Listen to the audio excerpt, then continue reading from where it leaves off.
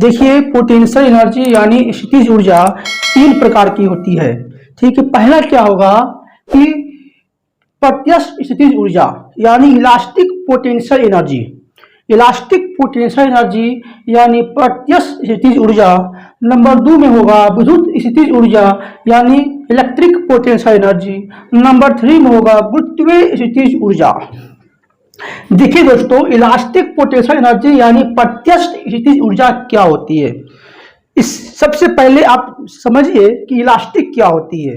Elastic क्या होती है इसके बारे में एक बार हम लोग समझ लेते हैं।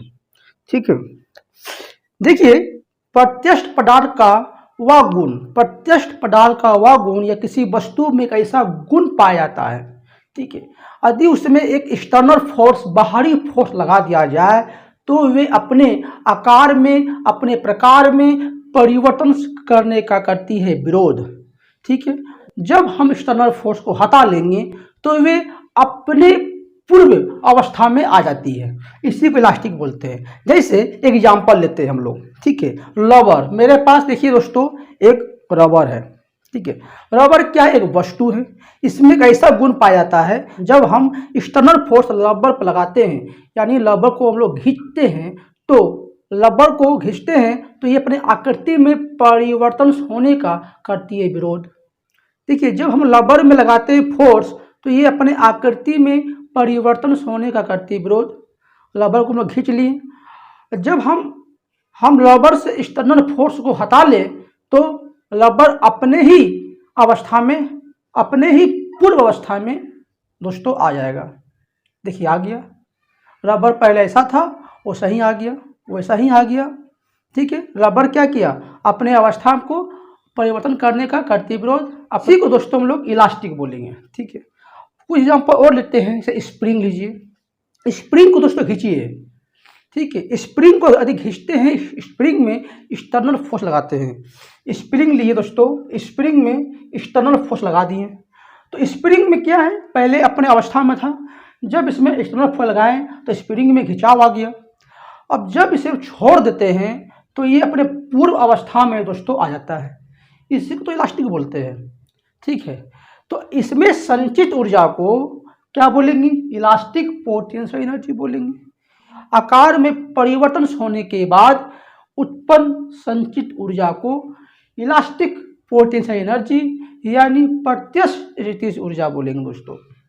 ठीक है, आई होप आपको समझ में आया होगा। इलास्टिक क्या होती है, एक ऐसा गुण होता है वस्तु में जो एक्सटर्नल फोर्स लगाने के बाद अपने आकृति में परिवर्तन होने का करती है विरोध। अपने आकार में, अपने आकृति में परिवर्तन करने का करती है विरोध। जब एक्सटर्नल फोर्स को हटा लेंगे तो अपने पूर्व अवस्था में आ जाती है। जैसे दोस्तों मैं रबर का एग्जांपल दिया था। ठीक है, ये रबर का एग्जांपल दिया था, स्प्रिंग का एग्जांपल दिया मैंने। ठीक है, देखिए इस ऐसे देखिए, वस्तु की आकृति या विन्यास, आकृति या विन्यास के कारण उत्पन्न संचित ऊर्जा को हम लोग बोलेंगे प्रत्यक्ष स्थितिज ऊर्जा बोलेंगे। इसका दोस्तों फॉर्मूला क्या होता है,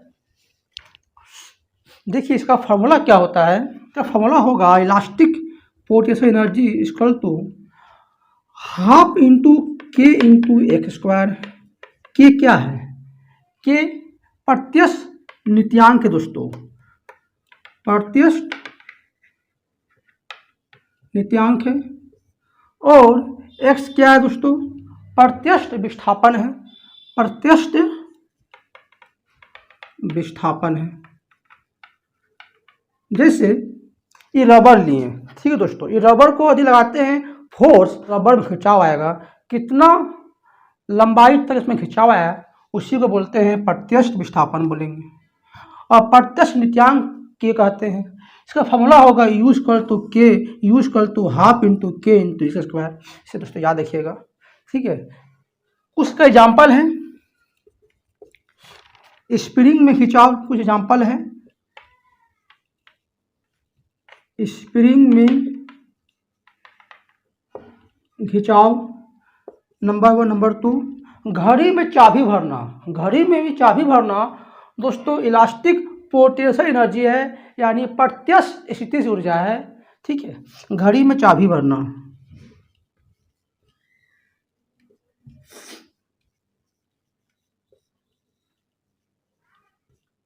घड़ी में चाबी भरना। आई होप दोस्तों आपको समझ में आया होगा। अब देखते हैं विद्युत स्थितिज ऊर्जा यानी इलेक्ट्रिक पोटेंशियल एनर्जी। देखिए दोस्तों, इलेक्ट्रिक पोटेंशियल एनर्जी आवेश के कारण निकाय में संचित ऊर्जा को बोलेंगे। विद्युत से आपको समझ में आ रहा है, इलेक्ट्रिक से समझ में आ रहा है, इसमें आवेश होगा। ठीक है, इसमें आवेश होते हैं, एक आवेश होते हैं। आवेश क्या होती है, मैंने प्रीवियस वीडियो में बताया था कि आवेश क्या होती है। किसी भी कंडक्टर्स में इलेक्ट्रॉन्स फ्लो करती है, उसके विपरीत दिशा में आवेश का फ्लोइंग होता है, इसी को हम लोग इलेक्ट्रिक करंट बोलते हैं। मैंने प्रीवियस वीडियो में डिस्कस किया था। विद्युत स्थितिज ऊर्जा क्या होती है, आवेश के कारण निकाय में संचित ऊर्जा। आवेश के कारण निकाय में, निकाय मतलब सिस्टम होता है, आवेश के कारण निकाय में संचित ऊर्जा को बोलेंगे इलेक्ट्रिक पोटेंशियल एनर्जी बोलेंगे। ठीक है, देखिए दो आवेश समान आवेश रहेगा, समान आवेश। देखिए दोस्तों, समान आवेश में क्या होती है, देखिए समान आवेश में होगा, समान आवेश में प्रतिकर्षण होती है। समान आवेश में क्या होगा, प्रतिकर्षण। और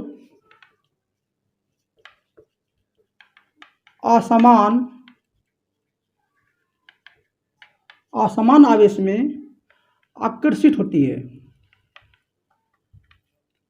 देखिए, समान आवेश में प्रतिकर्षित और असमान आवेश में आकर्षित होता है। तो प्रतिकर्षित और आकर्षित होने के कारण उसमें संचित ऊर्जा को विद्युत स्थितिज ऊर्जा बोलेंगे। देखिए, दो आवेश कण एक दूसरे से आकर्षित या प्रतिकर्षित करने के कारण संचित ऊर्जा को कहेंगे विद्युत स्थितिज ऊर्जा बोल देंगे। ठीक है, समान आवेश में प्रतिकर्षण होंगे और असमान आवेश में आकर्षित होंगे। ठीक है, और प्रतिकर्षण में पोटेंशियल एनर्जी में वृद्धि होती है।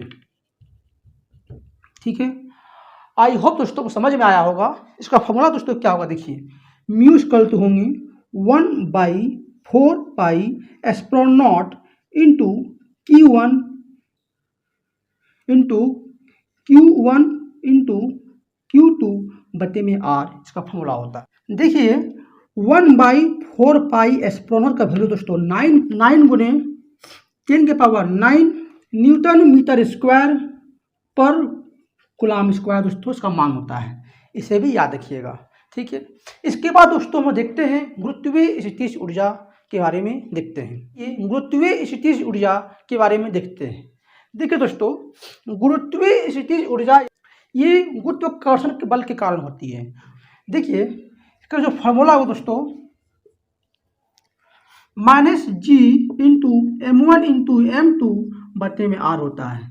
G का जो वैल्यू होगा 6.67 गुने 10⁻11 न्यूटन मीटर पर kg स्क्वायर का दोस्तों G का मान होता है। देखिए गुरुत्वीय स्थितिज ऊर्जा गुरुत्वाकर्षण बल के कारण होती है। का फॉर्मूला दोस्तों ये होता है U = -G into M1 into M2 बटे में R। G का वैल्यू 6.67 गुने 10 के पावर -11 न्यूटन मीटर स्क्वायर पर kg स्क्वायर होते हैं। आई होप दोस्तों को समझ में आया होगा। देखिए पृथ्वी तल में पोटेंशियल एनर्जी यानी U का मान दोस्तों 0 होता है। पृथ्वी तल पर दोस्तों पोटेंशियल एनर्जी के मान 0 होता है, इसे याद रखिएगा। ये दोस्तों देखिए इसके बाद गुरुत्वीय विभव ऊर्जा का फॉर्मूला क्या होगा। ठीक है, गुरुत्वीय विभव ऊर्जा का फॉर्मूला क्या होगा। देखिए इसे U से करते हैं इंडिकेट। U = क्या होगा, M इंटू V होता है। M क्या है, द्रव्यमान है, M द्रव्यमान है इंटू गुरुत्वीय विभव। ठीक है दोस्तों, इसे याद रखिएगा। दोस्तों एग्जाम्स में न्यूमेरिकल बन सकता है। गुरुत्वीय विभव ऊर्जा बराबर क्या होगा, U = M इंटू V यानी द्रव्यमान गुने गुरुत्वीय विभव। ठीक है, आई होप दोस्तों आपको समझ में आया होगा।